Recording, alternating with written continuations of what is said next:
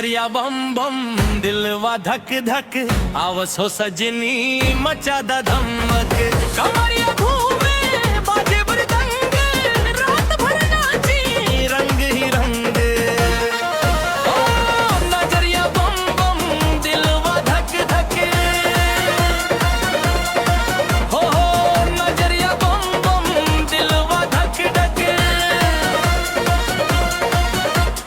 लाल चुनरिया हवा में लहराए तोहरे आवत भीड़ मुस्काए झुमका चमके पायल बाजे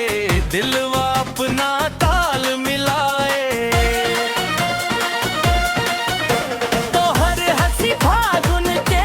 बयार देखत बन जाला त्योहार एक इशारा लाख कहानी तू बन गईलू दिल के रानी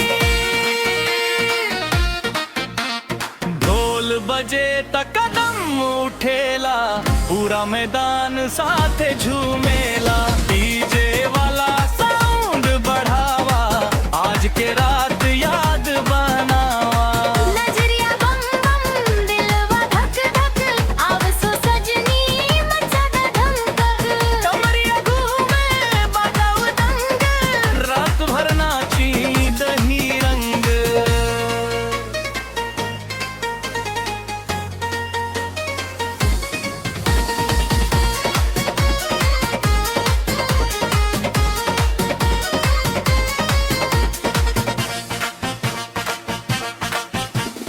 रंग बिरंगी रोशनी छाई तोहरे अदारे सबके भाई हंसी तोहार गुलाब के खुशबू मनवा गावे मीठ गीत